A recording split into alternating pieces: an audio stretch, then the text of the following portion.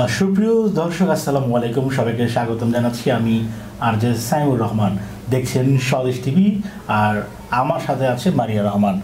So আজকে আমরা বাংলাদেশের প্রতিদিনের বিভিন্ন পত্রিকায় প্রকাশিত সংবাদ নিয়ে আলোচনা করব। সো মারিয়া, কেমন আছো? আলহামদুলিল্লাহ ভালো। আপনি কেমন আছেন? ভালো আছি। আজকে ইতিমধ্যে আমাদের দেখতে পাচ্ছি যে বিভিন্ন পত্রিকায় বিভিন্ন ধরনের সংবাদ প্রকাশ হয়েছে। যেমন আমি প্রথম আলো একটি পত্রিকা দেখতে পাচ্ছি, সেখানে একটি পোস্ট হয়েছে যে 15 বছরের অনিয়ম দুর্নীতি 3-4 মাসে স্বাভাবিক করা সম্ভব নয়, বলেছেন অর্থ উপদেষ্টা।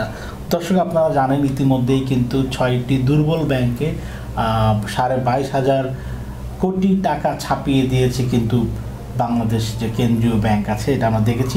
যেহেতু অর্থ উপদেষ্টা এমন একটা কথা বলেছেন, সেখানে কিন্তু বিভিন্ন ধরনের কথা উঠে এসেছে।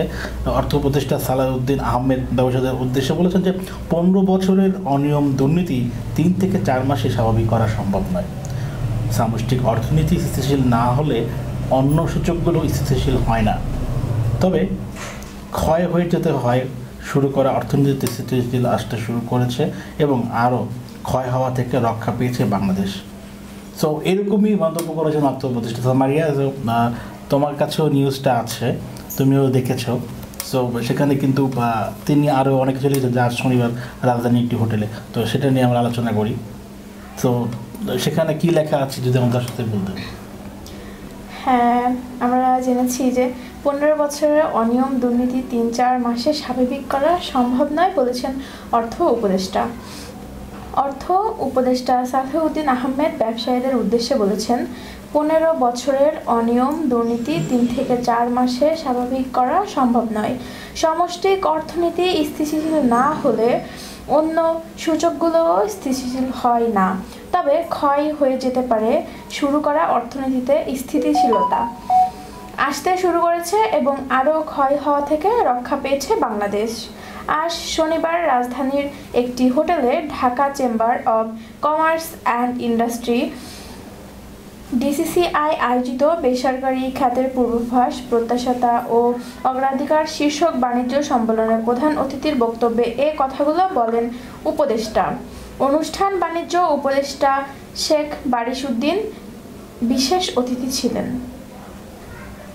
ওকে, তার মানে আমরা কিন্তু যেটা বুঝলাম, আমাদের মাননীয় উপদেষ্টা যেটা বলেছেন যে আসলে যেহেতু গত 15-16 বছরে অনেক অনিয়ম ঘটেছে, প্রত্যেকটা জিনিসই একটা চেইন থাকে, আসলে ধারাবাহিকভাবে কিন্তু অনিয়ম হয়েছে। সো যেহেতু নতুন একটা অন্তর্বর্তীকালীন সরকার আসছে, তারা চাইলেই কিন্তু যে অনিয়ম বা দুর্নীতি ছিল তারা কিন্তু 3-4 মাসে সম্ভব না, সব কিছু কিন্তু সময় লাগে। যেহেতু অনিয়মটা এত দিন ধরে চলেছে, সেহেতু তো চাইলেই তো আমরা গোছাই সব কিছু নিতে পারবো না। তো যে নতুন উপদেষ্টা এসেছে তার হয়তো বা আরও বেশি টাইম লাগতে পারে, তার হয়তো বা আরও কম টাইম লাগতে পারে, কিন্তু 2-4 মাসের এটা তো পসিবল না। যে কোনো জিনিস আমরা সেটাই বলছি যে এটাই, যেহেতু উপদেষ্টা সেটাই বলেছেন মূলত। সো আমরাও চাই হয়তো জনগণ বুঝতে পারবে। সো আমরা চলে যাচ্ছি আমি আরেকটি সংবাদে। সেখানে দেখতে পাচ্ছি যে রাজনৈতিক বিষয়, সেটা হচ্ছে যে অন্তর্বর্তী সরকারকে সহযোগিতা করা রাজনৈতিক দল এবং জনগণের দায়িত্ব, doctor Kamal. So doctor Kamal, আপনারা জানেন যে গণফোরামের একজন প্রতিষ্ঠাতা এবং তিনি কিন্তু একজন খুবই উচ্চমানের অ্যাডভোকেট, আইনজীবী। সো গণফোরাম প্রতিষ্ঠাতা এবং ইমেরিয়াস সভাপতি ডক্টর কামাল হোসেন বলেছেন, অন্তর্বর্তী সরকারকে যৌক্তিক সময় দেওয়া এবং সার্বিক সহযোগিতা করা সব রাজনৈতিক দল এবং জনগণের নৈতিক দায়িত্ব। এই বিষয়ে জাতীয় ঐক্যমত গড়ে উঠেছে, তা শেষ পর্যন্ত ধরে রাখা প্রয়োজন। এই জন্য গণতন্ত্র মানা সব রাজনৈতিক দল, ব্যক্তি এবং নাগরিক সমাজের মধ্যে সামাজিক সংলাপ জরুরি বলে আমি মনে করি। সো এই কথাটা কিন্তু আমিও যেটা মনে করি, তুমি আমার সাথে একমত কিনা। আসলে যেহেতু নতুন একটি সরকার আসছে, অন্তর্বর্তীকালীন একটি নতুন সরকারের 5-7 মাস না যেতেই নতুন একটা সরকার আসলে তারা কিন্তু গুছিয়ে উঠতে একটু সময় লাগে। যেহেতু নতুন একটা সরকার এসেছে, সেখানে কিন্তু অবশ্যই সব রাজনৈতিক দলকে উচিত এই সরকারকে একটু সময় দেওয়া। যাই হোক, আমরা যদি দেখি যে আরও কিছু, আমরা যদি বিশ্বের দিকে যাই, আমরা বর্তমানে দেখতে পাচ্ছি যে অনেক ধরনের নিউজের পাশাপাশি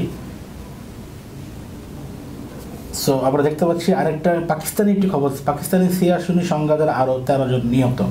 পাকিস্তানে কিন্তু শিয়া সুন্নি সংঘাত ঘটছে, সেখানে দেখলাম যে আমরা এখন পর্যন্ত 13 জন নিহত হয়েছে। পাকিস্তানের উত্তর পশ্চিম সিয়া এবং সুন্নিদের মধ্যে সংঘাতে গত 2 দিনে আরও 13 জন নিহত হয়েছে।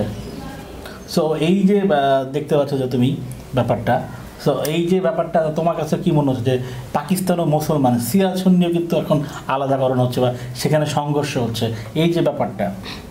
পাকিস্তানের উত্তর পশ্চিমে শিয়া ও সুন্নিদের মধ্যে সংঘাতে গত 2 দিনে আরও 13 জন নিহত হয়েছেন। তাদের মধ্যে 2 জন সুন্নি ও 11 জন শিয়া সম্প্রদায়ের। সংঘাতে আহত হয়েছেন 50 জন। স্থানীয় এক সরকারি কর্মকর্তা এ তথ্য জানিয়েছেন। এ নিয়ে 2 পক্ষের মধ্যে সাম্প্রতিক সংঘাতে 124 জনের প্রাণহানি ঘটল। বারবার সংঘাত বন্ধের আদেশ অমান্য করেছে বলে সতর্ক করেছেন স্থানীয় প্রশাসন।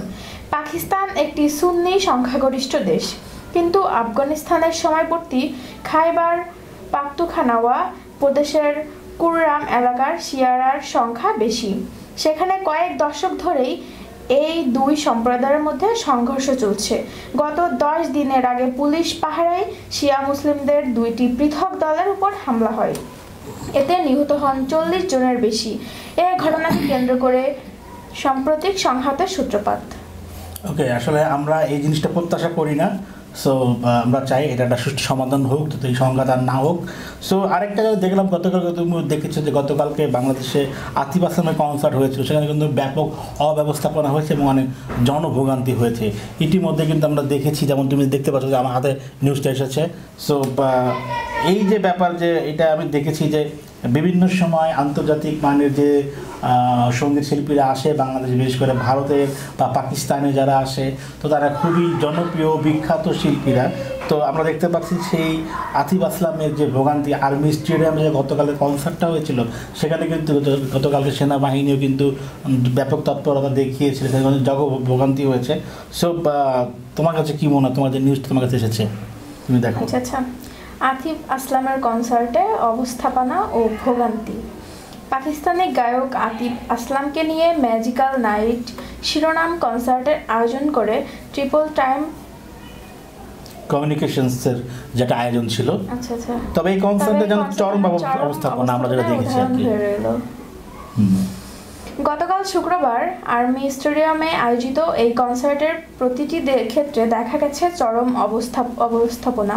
এমনটাই মত দিয়েছেন অনুষ্ঠানের আসা দর্শকেরা।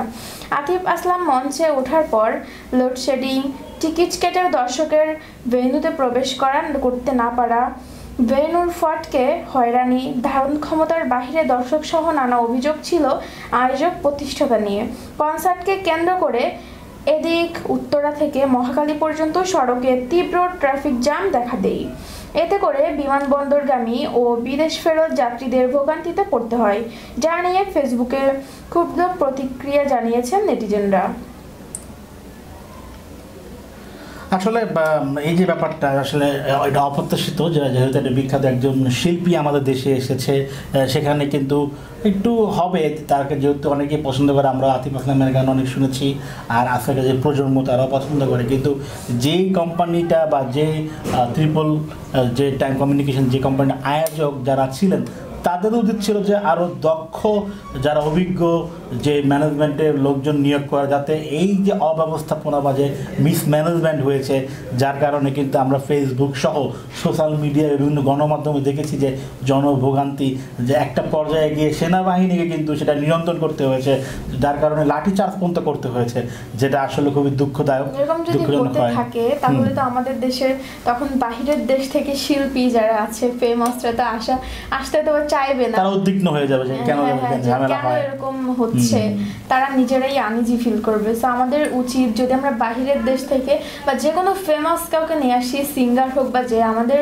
যথাযথ তাদের নিরাপত্তা ব্যবস্থা করা এবং সব দিকে খেয়াল রেখে তারপর বিবেচনা করে তারপর তাদেরকে আনা, বা সুন্দর করে একটু সময় নিয়ে কাজগুলো করা, ভালো কমিউনিটিকে দায়িত্ব দেওয়া, সেটাই আমরা প্রত্যাশা করছি। এবং বিশেষ করে এখন একটা সুখবর দিতে চাই, সেটা হচ্ছে বাংলাদেশ ক্রিকেট দলের যে নারী ক্রিকেট দল আছে তারা কিন্তু আরেকটি জয় পেয়েছে। বিশেষ করে সেটা হচ্ছে যে আরেকটি রেকর্ড জয় সিরিজে বাংলাদেশে, সেটা হচ্ছে যে প্রথম ম্যাচে জয়টা এসেছে ওয়ানডেতে নিজেদের সর্বোচ্চ 252 রান করে। আজ আয়ারল্যান্ড নারী দলের বিপক্ষে ওয়ানডে সিরিজের দ্বিতীয় ম্যাচে বাংলাদেশ নারী দলের জয়টা এসেছে ওয়ানডেতে সর্বোচ্চ রান তাড়া করে। মিরপুর শেরেবাংলা স্টেডিয়াম আইরিশ মেয়েরা আগে ব্যাটিং করে 6 উইকেটে 193 রান করে, জবাবে 43.5 ওভারে 5 উইকেট হারিয়ে লক্ষ্যে পৌঁছে যায় বাংলাদেশের মেয়েরা। এর আগে গত বছর পাকিস্তানের বিপক্ষে 167 রানের লক্ষ্যে খেলতে নেমে 26 বল হাতে রেখেই জিতেছিলেন নিগার সুলতানরা। সো টানা 3 ম্যাচ সিরিজে 1 ম্যাচ হাতে রেখেই জয় জিতে নিয়েছেন এই মেয়েরা। আমরা কিন্তু দেখেছি যে মেয়েরা ফুটবল যে সাপ, সেখানে তারা কিন্তু নেপাল থেকে কাঠমান্ডু যে খেলা হয়েছিল সেখানে তারা বিজয় হয়ে এসেছে। ক্রিকেটের নারীদের কিন্তু একটা ভালো একটা সম্ভাবনা, যারা কিন্তু জয় পাচ্ছে। সো বাংলাদেশের কিন্তু ক্রিকেট খেলা খুবই জনপ্রিয়। আমাদের বাংলাদেশের যে ক্রিকেট কিন্তু বলতে গেলে কিন্তু এটা প্রাণ, আমার বেশি খেলা। তো ফুটবলও জনপ্রিয়, বাট ক্রিকেট খেলাটা কিন্তু বেশি আছে, কিন্তু ক্রিকেট দলেরই নারীরা কিন্তু জিতেছে। তো তোমার কাছে কি অনুভূতি, কেমন লাগছে শুনে? অবশ্যই ভালো লাগছে। আমাদের বাংলাদেশে যেহেতু ক্রিকেট খেলাটা খুবই জনপ্রিয়, ছেলেরা মেয়েরা সমানভাবেই এখন তো ক্রিকেট ফুটবল সব কিছুই খেলছে। তারপর যে তারা আরও একটি রেকর্ড জয়ের সিরিজ বাংলাদেশ, এটা দেখেই তো খুব ভালো লাগছে যে মেয়েরাও এখন সব কিছুই করতে পারছে এবং সব কিছুতেই তাদের দেখছি সমানভাবে অবদান রাখছে। সো অবশ্যই আমার ভালো লাগছে। আচ্ছা, ওকে। আরেকটা জিনিস হচ্ছে যে বিশেষ করে মেয়েরা ক্রিকেট খেলে, ফুটবল খেলে, তোমার কাছে কি একটা কেমন ব্যাপার? তুমি তো একজন মেয়ে, ভালো। তোমাকে খেলতে ইচ্ছা করে? হ্যাঁ, অবশ্যই খেলতে ইচ্ছে করে, কিন্তু খেলতে ইচ্ছা হলে কি হয়, ব্যাপারটা হয়তো বা যে সবার তো ছোটোবেলা থেকে একটা শখ থাকে যে হবি আমি এটা করব। অনেকে আছে ফ্যামিলি সাপোর্ট করে, অনেকের ফ্যামিলি আছে সাপোর্ট করে না। অনেক অনেক অনেক এরকম হয়েছে ছেলের ক্ষেত্রে মেয়ের ক্ষেত্রে উভয়ের ক্ষেত্রে, যে ফ্যামিলি সাপোর্টটা না করার কারণে অনেক ক্রিকেটের অভাবেই ওই ছোটোবেলায় শেষ হয়ে গেছে।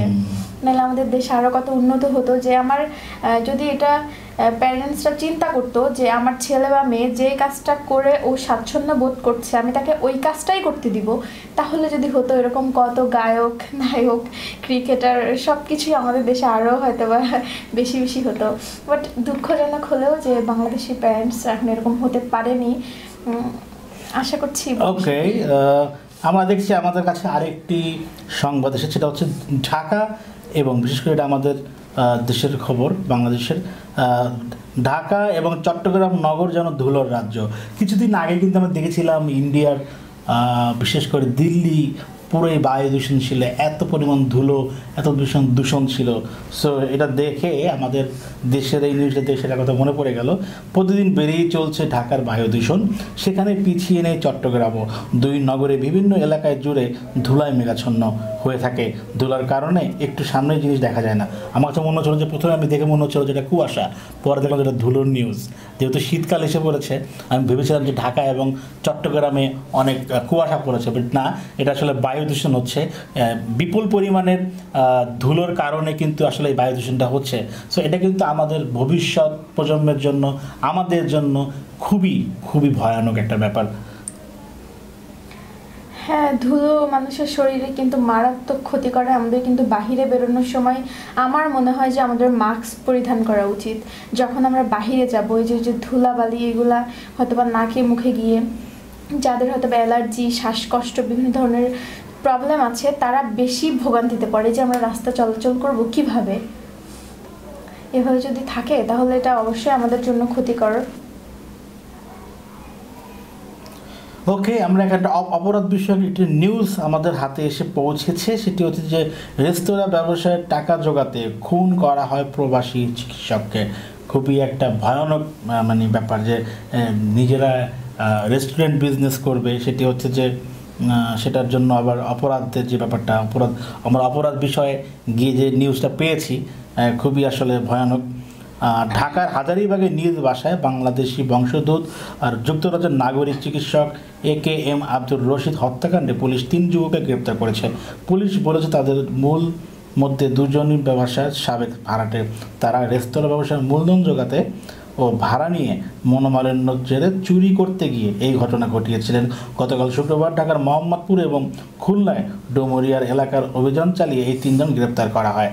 আসলে মানে কি একটা ব্যাপার যে আজকালকার মানুষ কীভাবে কোথায় সেফটি, নিজের বাসায় একজন ভাড়াটির সাথে মনোমালিন্য হয়েছে সেখানেও কিন্তু বিপদ। সে পরবর্তীতে গিয়ে কিন্তু আমার আমার ভাড়াটিয়া আমার বাসায় চুরি করতে এসেছিল এবং সেটা আমি দেখে ফেলেছি, এখন আমাকে মরে যেতে হচ্ছে, আমাকে কিন্তু মেরে ফেললো। এই যে একটা যে আইন শৃঙ্খলা বাহিনীর যে যে ব্যাপারটা, যে নিরাপত্তা কিন্তু কমে গেছে এটা মনে হচ্ছিল। কারণ হচ্ছে যে যখন আগস্টের পর গণঅভ্যুত্থান, পুলিশের প্রতি কিন্তু একটা আস্থা কমে যায়, যার কারণে কিন্তু এখন পর্যন্ত সেনাবাহিনী নিয়োগ আছে বাংলাদেশের আইন শৃঙ্খলা রক্ষার্থে। সো এই যে ব্যাপারগুলো, যে অন্যের যে ব্যাপারটা, যে নিজের অর্থ বা অর্থ যোগান বা ব্যবসায়, এটা তো ঠিক না। আসলে নিজের উচিত নিজের যে যোগ্যতা দিয়ে কিন্তু অর্জন করা, তাই না?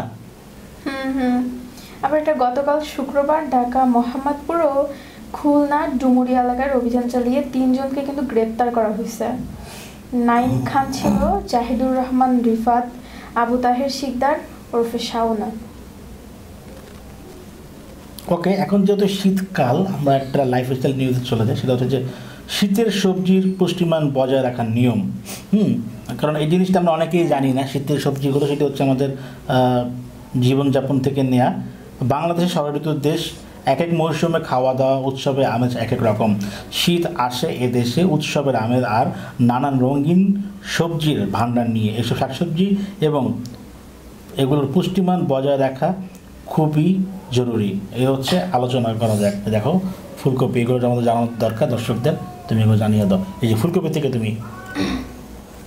আচ্ছা, ফুলকপিতে ভিটামিন এ, বি, সি যদিও তাপে নষ্ট হয়ে যায়, এ ভিটামিন আছে প্রচুর।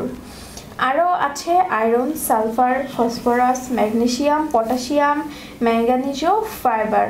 ফুলকপির সালফারের উৎপাদন ক্যান্সার কোষ ধ্বংস করে। এছাড়া ফুলকপি রক্তচাপ কমায়, হৃদয়যন্ত্র সুস্থ রাখে, পরিপাকে সহায়তা ও কোষ্ঠকাঠিন্য দূর করে। কোলেস্টেরল মুক্ত ও অল্প ক্যালোরি যুক্ত হওয়ায় ওজন কমায়। ফুলকপির ভিটামিন এ, সি শীতকালীন ঠান্ডা, জ্বর, সর্দি, কাশি ও টনসিলের প্রদাহ থেকে বাঁচায়। নিয়মিত বাঁধাকপি খেলে হজম শক্তি ভালো হয়। বাঁধাকপি কোষ্ঠকাঠিন্য প্রতিরোধ করে। এটিতে থাকা সালফার যৌগগুলো পাকস্থলী প্রদাহ কমাতেও ভূমিকা রাখে।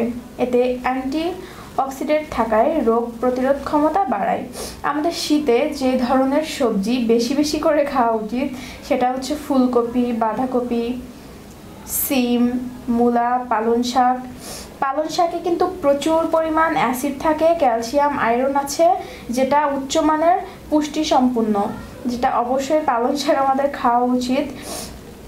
যাদের ইউরিক অ্যাসিড বেশি তারা সপ্তাহে একদিন এটি 30 গ্রাম করে খেতে হবে। মানে যাদের ইউরিক অ্যাসিড বেশি তাদের কিন্তু নিয়মিত পালং শাক খাওয়া উচিত। আমার মনে হয় এখানে যদি বলা হয়েছে সপ্তাহে একদিন, সো কেন না আমরা কোনো খাবারের সাথে আমরা সবসময় হয়তো বা লাঞ্চে আমরা সবসময় একটা ভেজিটেবলস রাখতেই পারি, আমাদের উচিত কোনো একটা ভেজিটেবলস রাখা।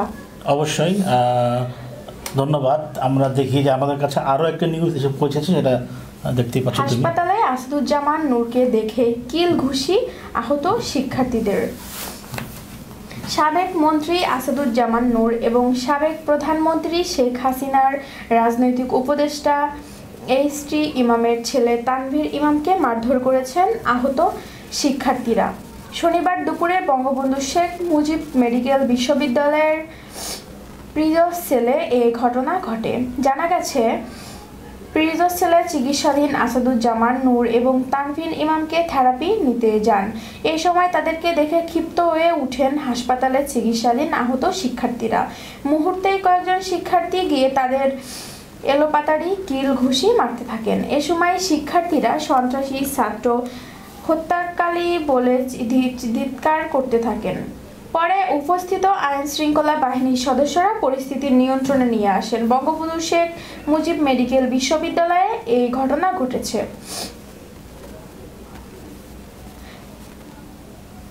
তিনি বলেন, হঠাৎ করেই ঘটনাটি ঘটে গেছে, তবে এ ধরনের ঘটনা আর যাতে না ঘটে সেজন্য আমরা কাজ করছি।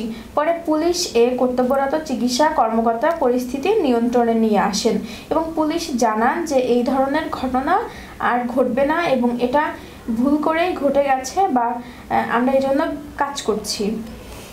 ওকে, এর মধ্যে আমাদের কাছে আরেকটি নিউজ এসে পৌঁছেছে, সেটি হচ্ছে বাংলাদেশের জামাতি ইসলামী নিয়ে, বিশেষ করে ত্রয়োদশ সংসদ নির্বাচন নিয়ে তাদের একটি নতুন খবর আমাদের হাতে পৌঁছেছে। ইতিহাস সৃষ্টি করতে চায় জামায়াত, চলছে 2 ধরনের প্রস্তুতি। ন্যূনতম সংস্কার শেষে দ্রুত নির্বাচন চায় দেশের অন্যতম বড় রাজনৈতিক দল বিএনপি। একই দাবি জামায়াত ইসলামীরও। ত্রয়োদশ জাতীয় নির্বাচন সামনে রেখে মাঠও গোতাচ্ছে দল দুটি। নির্বাচন নিয়ে জামাত ইসলামের 2 ধরনের প্রস্তুতি চলছে। নিজেরাই 300 আসনে প্রার্থী দেবে এবং তারিখ ঘোষণার পর পরিস্থিতি অনুযায়ী সিদ্ধান্ত নেবে একক না জোটভাবে তারা নির্বাচনে অংশগ্রহণ করবে। সম্ভাব্য প্রার্থীরা নিজ নিজ নির্বাচনী আসনে এখন সক্রিয়। নেতারা জনসংযোগের পাশাপাশি বিভিন্ন কন্ট্যাক্ট করছে সবার সাথে, দেখতে পাচ্ছি আমরা। নেতারা পাশাপাশি কিন্তু সামাজিক ধর্মীয় অনুষ্ঠানগুলোতে অ্যাটেন্ড করছে, ঐক্যবদ্ধ এবং শান্তির বার্তা দেওয়ার চেষ্টা করছে, মাঠ পর্যায়ে খোঁজ খবর নিচ্ছে। তো ছাত্র জনতা গণ অভ্যুত্থানে 5 আগস্ট আওয়ামী লীগের সরকার পতন হয়, এরপর আমরা যারা দেখতে পাচ্ছি যে অনেকেই কিন্তু আমাদের সাথে রয়েছেন। তো দর্শক, আমাদের হাতে পরিয়া ছিল, বিশেষ করে আমাদের সাথে কিন্তু অনেক ধরনের নিউজ আসছে। আমরা একের পর এক নিউজ আমরা চেষ্টা করেছি শর্টস করে আপনাদেরকে জানাতে। আসলে অনেকগুলো আমরা খেলা, বিনোদন, আন্তর্জাতিক অর্থনীতি, কিছু কিছুর ক্ষেত্র থেকে আমরা ভাগ ভাগ করে জানিয়ে দেওয়ার চেষ্টা করেছি। আরেকটা খবর এসেছে আমাদের সাথে, আওয়ামী লীগ শাসন আমলে বছরে প্রায় পাচার হয়েছে $14 বিলিয়ন। মানে তুমি ব্যাপারটা রিয়েলাইজ করতে পারো, $14 বিলিয়ন বছরে পাচার হয়েছে দেশের বাইরে। খুবই আসলে দুঃখজনক। এত বছরে কত বিলিয়ন ডলার, সেটা তো আসলে। আরেকটি খবর আমরা এখন হেডলাইন দিয়ে আমরা আমাদের সংবাদের শেষ পর্যায়ে অরাজকতা সৃষ্টিকারীদের শক্ত হাতে দমন করতে হবে বলেছেন আমাদের আরেক রাজনৈতিক ব্যক্তি ফারুক। তো দর্শক, আমরা স্বদেশ টিভির এই সংবাদের সবাইকে স্বাগতম। আমরা আবারও নতুন অনুষ্ঠান নিয়ে ফিরে আসবো আপনাদের সাথে। সেই পর্যন্ত সবাই ভালো থাকবেন, সুস্থ থাকবেন এবং স্বদেশ টিভির সাথে থাকবেন। এবং যারা স্বদেশ টিভির ইউটিউব চ্যানেল এখনও সাবস্ক্রাইব করতে পারেননি, তারাই কিন্তু আমাদেরকে সাবস্ক্রাইব করবেন, লাইক, কমেন্ট, শেয়ার করবেন এবং আপনাদের মতামত জানাতে ভুলবেন না। সো আমরা কিন্তু বিদায় দিব, আমাদের অনেকটা সময় হয়ে গেছে, আমরা আবারও আসবো, কী বলে। এবং এই পাকে আমরা কয়েকটা হেডলাইন পড়ে যাই। বিজেপি নামে নতুন রাজনৈতিক দলের আত্মপ্রকাশ, ইতিহাসের সৃষ্টি করতে চায় জামায়াত, বিশ্ববিদ্যালয়গুলোতে স্বাস্থ্য শিবির দল মুখোমুখি, লন্ডনের উদ্দেশ্যে ঢাকা ছাড়লেন মির্জা ফখরুল আহমেদ, দেশকে এগিয়ে নিতে সকলকে ঐক্যবদ্ধভাবে কাজ করতে হবে ডাক্তার শফিকুর রহমান, নির্বাচন আদায়ে ব্যর্থ হলে আন্দোলনের বিজয় ধূলিসাৎ হবে বলেছেন রুমিন ফারহানা, বাংলাদেশে কোনো উগ্র সাম্প্রদায়িক শক্তির কাছে মাথা নত করবে না, আওয়ামী লীগকে পুনর্বাসন বিষয়ে জনগণ সিদ্ধান্ত নেবে বিএনপি নেতা, আমরা আরেকবার ফ্যাসিবাদের পদধ্বনি শুনতে চাই না রুমিন ফারহানা, ফ্যাসিস্টদের আমরা ক্ষমা করব না ডাক্তার শফিকুর। বিভিন্ন ধরনের মেসেজ। দেশবাসীকে আমার ফাঁসি চাই করার আহ্বান জানালেন সোহেল তাজ। ফ্যাসিস্টটা দেখতে চাইছে বাংলাদেশ মৌলবাদী রাষ্ট্র হয়ে গেছে কিনা মির্জা ফখরুল। সো দর্শক, আমরা পরবর্তী নিউজ আপডেট নিয়ে আপনাদের কাছে হাজির হয়ে যাব। সেই পর্যন্ত সবাই ভালো থাকুন, সুস্থ থাকুন, এই কামনাই করছি। সো যারা সবাইকে স্বদেশ টিভিতে স্বাগতম, এবং যারা স্বদেশ টিভির লাইভ নিয়মিত দেখেন এবং স্বদেশ টিভির বিভিন্ন নিউজ, এখানে কিন্তু সবসময় নিউজ দেওয়া হয়, তো সবাই নিয়মিত দেখবেন এবং লাইক, কমেন্ট এবং শেয়ার করবেন এবং সবার মতামত জানাবেন কমেন্ট করে। সব ভালো থাকবেন। আসসালামু আলাইকুম, টাটা।